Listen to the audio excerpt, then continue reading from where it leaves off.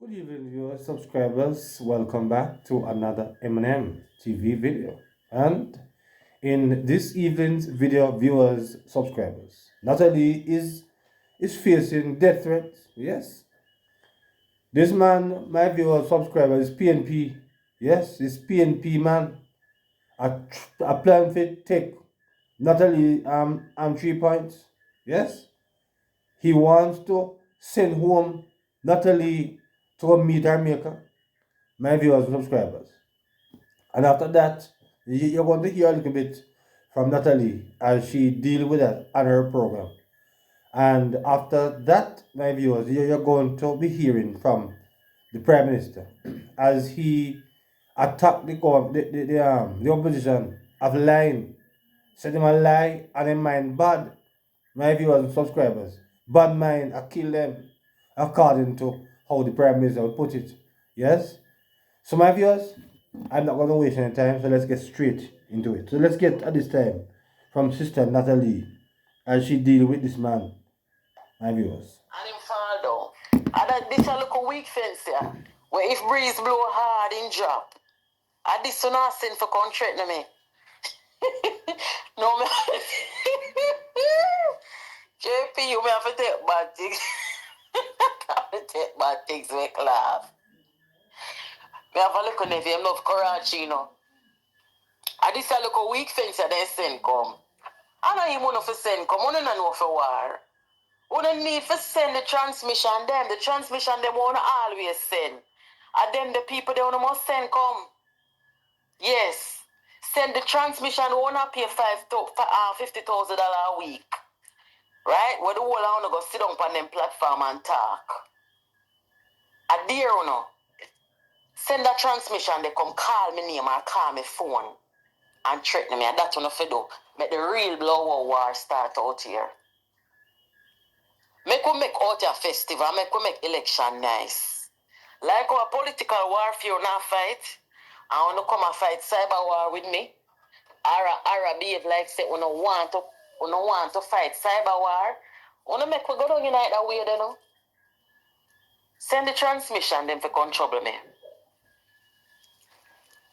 Janet, me not laugh. No man, me mean for the transmission. Them a transmission. Somebody please to update Bogle. I make Bogle know what I mean by when you say transmission. Him say ma go kill me. And him say the police them a Jamaica go lock me up. Come here cause a whole heap of problem. Lord Jesus, this man knows say me and every police a friend.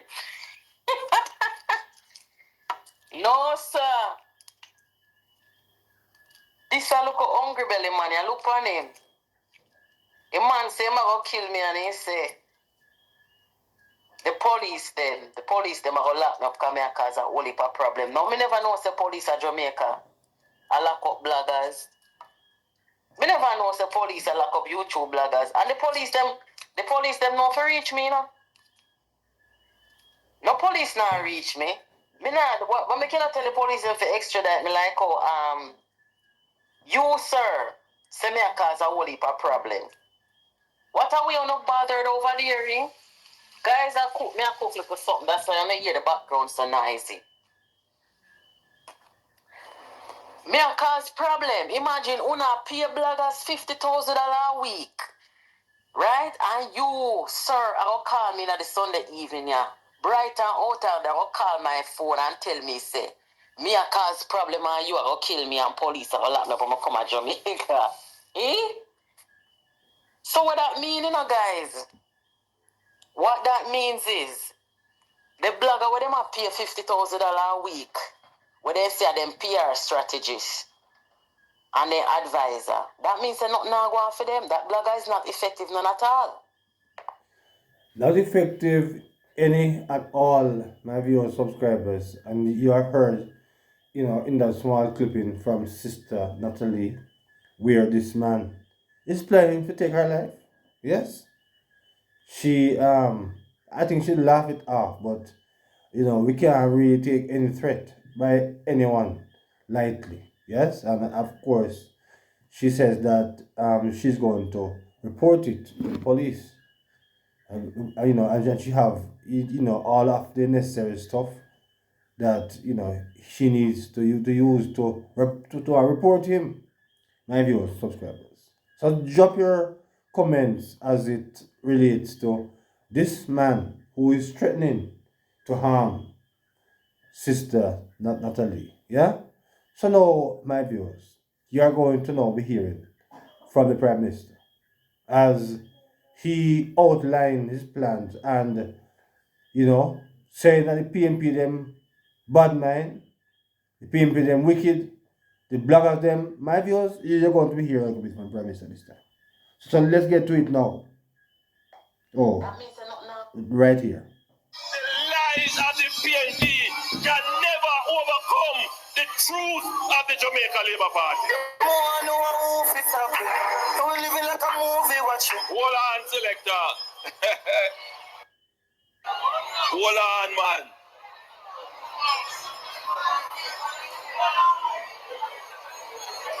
The lies of the PNP. I had the opportunity to overhear a TikTok live just by accident. Somebody beside me was on TikTok and they scroll and I hear the PNP live. And when I hear the amount of lies where the PNP never tell,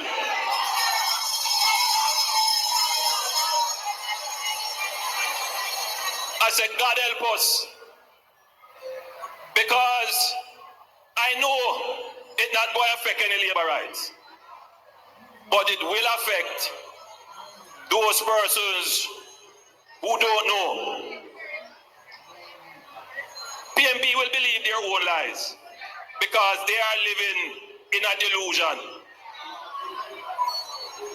But the danger is when they start to tell the lies to people who don't know. So I hear one of the liars them say, them a talk about the dollar stable. The dollar not stable at all. And me I say, but hold on now. This period between 2016 and now has been the most stable that the Jamaican dollar has ever been. We have seen the least depreciation in the value of the dollar. But this little liar on the live, spewing falsehood. And the real problem we have, the real threat to our democracy is ignorance. The real threat to our democracy is ignorance in our population.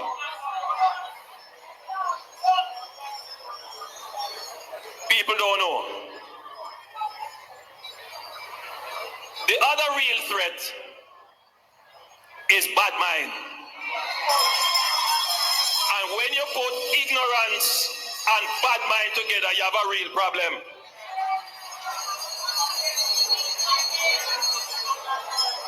But as I said, the middle of Jamaica, the thinking Jamaicans, they see through the lies and they see through the bad mind. I want to give you a very quick example. You know, John F. Kennedy, a former great president of the United States,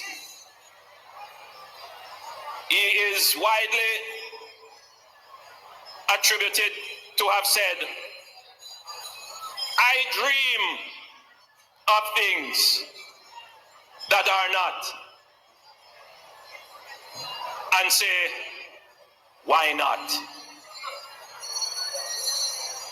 And others see things as they are and leave it. I came into politics to change things, to improve things, to make your life better in real ways. That's why I come into politics. So when I look at my Jamaica, a country that had lovely parks, lovely botanical gardens, and then for many years of neglect, those parks and those gardens deteriorated to nothing. One of the dreams that I had, which I then turned into a vision, which I then had the opportunity to allocate budgets to, is to make sure that every parish in Jamaica has a park.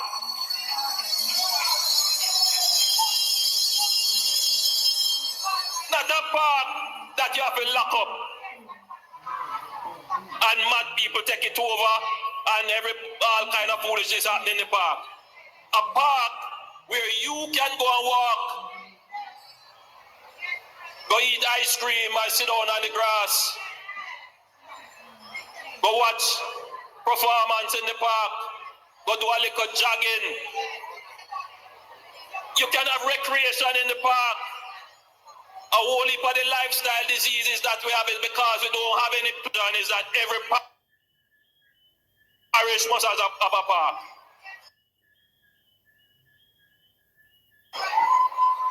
We built one in St. James and we call it the Harmony Park. The PNP then promised to build a park here. For how long? I come and I am building the park now. It's called the Resilience Park in Portmore.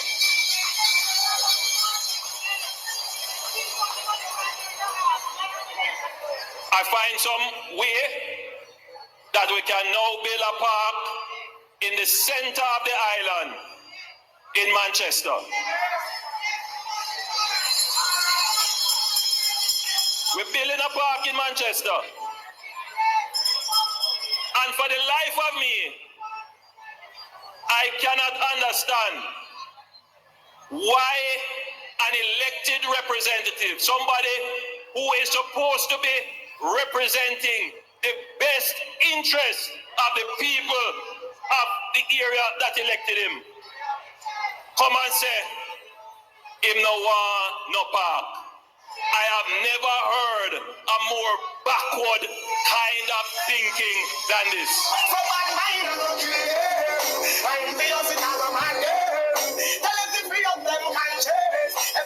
But as I said,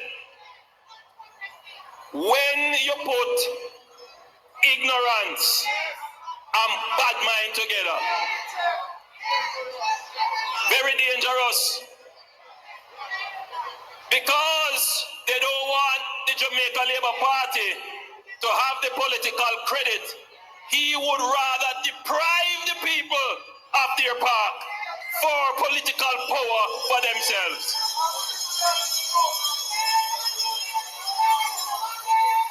What kind of leadership is that?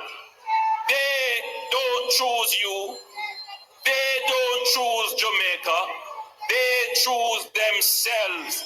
They are only about power for themselves. Tell bad mind, people say hold on, the selector. Me not rely on music for rile up crowd in a boss. Me will tell you when. Watch me now. Watch me now. The history of the PNP and power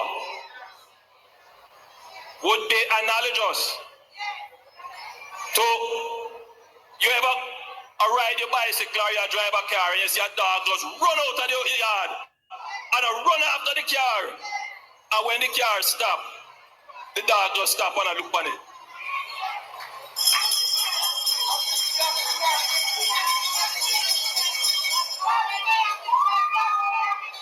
The history of the PNP and power, their power-seeking behavior, is like a dog chasing a car, and when they catch the car, they don't know what to do with it.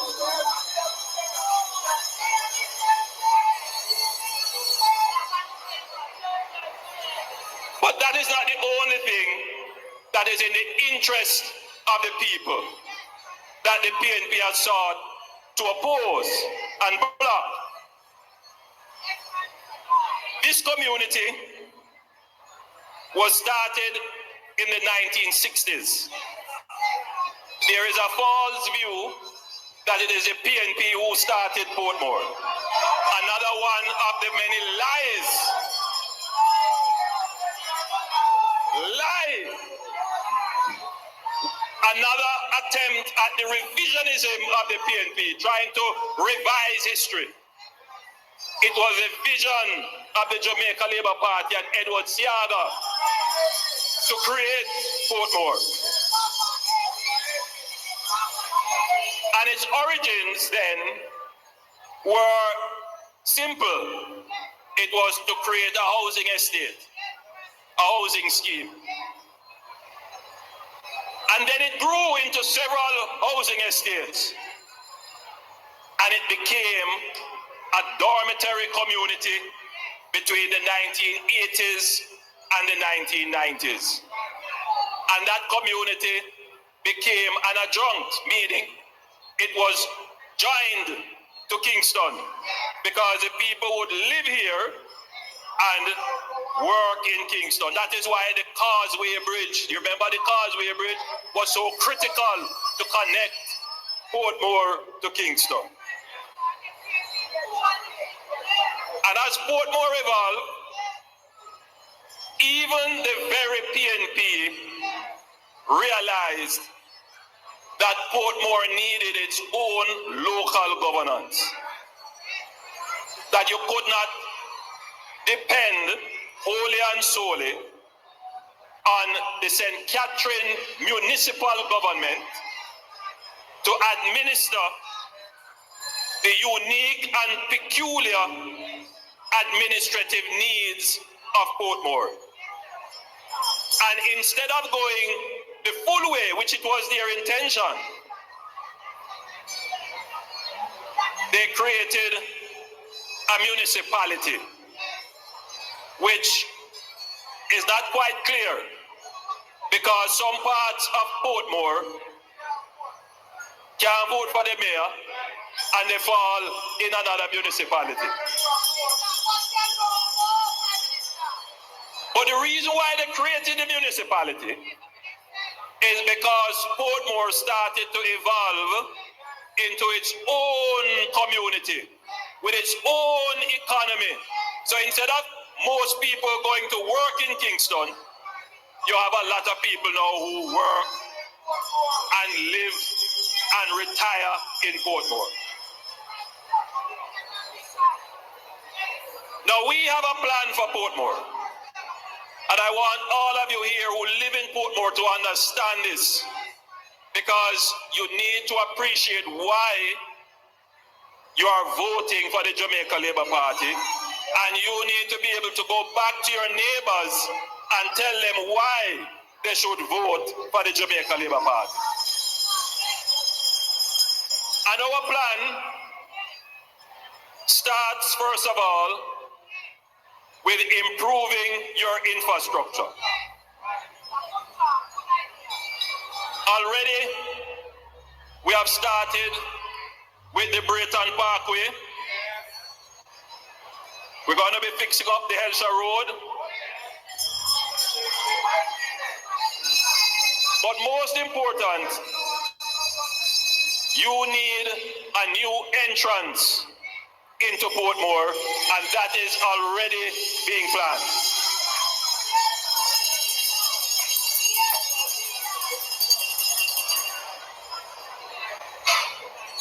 We have over 30 acres of land in Nagohead,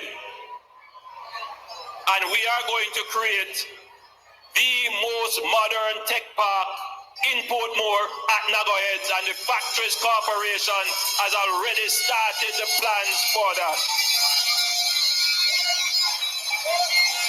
When that is done, no idle boy and no idle girl going left in a Portmore. Believe me when I tell you.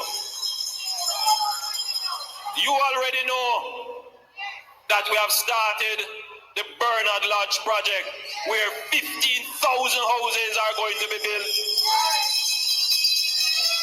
And I have news for you that between the UDC and the HAJ, another 3,000 houses are going to be built in Portmore. Houses for people who are our mechanics, our hairdressers, our factory supervisors, houses that you, the people, can afford.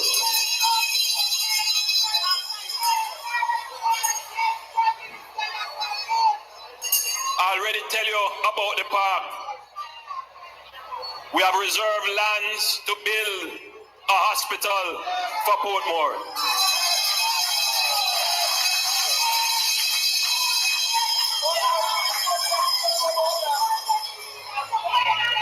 The only thing left now is for Portmore to take its rightful place with all these new investments and development as a parish. Let me say something about Portmore. The last official statistics say that there are about 200,000 persons in Portmore. 200,000. I took note of Andrew Wheatley's more generous statistic that there are almost 300,000. I am inclined to agree that it probably is a little bit more than 200,000 and just maybe under 300,000. But whatever it is, Portmore would be larger than the parish of St. Thomas, the parish of Hanover. It would be larger than St. Mary and Portland. No, hold on. Portmore would be larger than St. Lucia, Antigua, maybe a little bit larger than, no, maybe that. Grenada. The point I'm making to you is that Portmore is now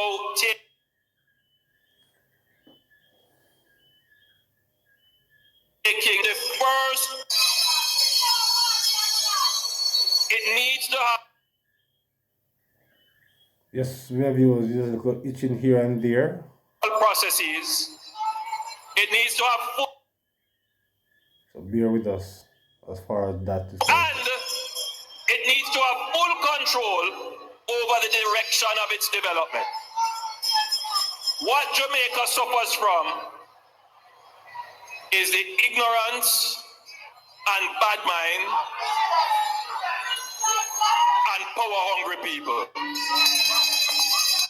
Well, my viewers, I think I will just leave that there. But, you know, I'm sure you would have gotten the essence of where the Prime Minister was essentially going. He was saying that bad man, yes, is devouring the PNP. And clearly, my viewers, subscribers, as a Manchesterian myself, this is my parish.